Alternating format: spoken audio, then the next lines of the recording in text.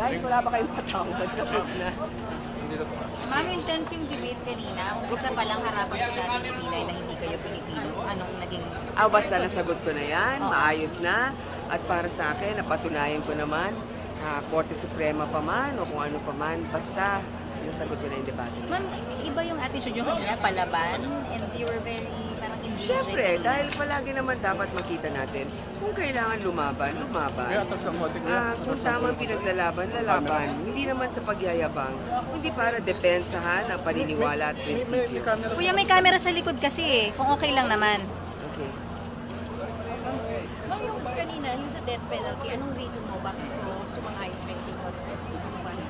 Kasi para sa akin, kailangan natin ayusin ang ating sistema ng reforma. Pero may mga bagay katulad ng heinous crimes o paulit-ulit na krimen na talagang hindi na ma-rehabilitate yung mga tao na yun.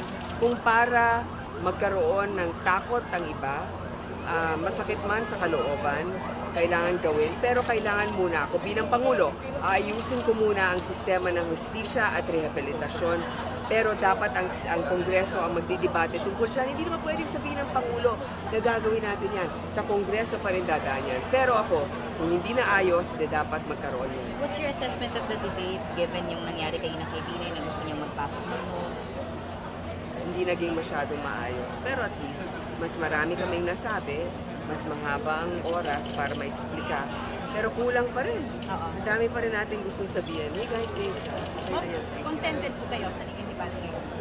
okay lang naman. Basta para sa akin, salamat sa ating mga kababayan na nakinig para malaman yung aming plataforma.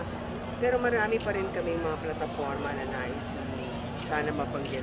Hindi ko nabanggit yung libreng college education para sa mga anak ng mahihirap, yung permanente at na trabaho para sa ating mga manggagawa. Ma'am, do you think studying before the debate helped you? Studying before the debate helped you? Of course, I think studying always helps, but of course you can't study just the night before. It's a process, it's a series of review, and it's not just about reading books, it's also about talking to the local government, asking them what they need, to private citizens, and asking them also how their lives can be improved. Thanks, man. Salamat, ma'am. Thank you.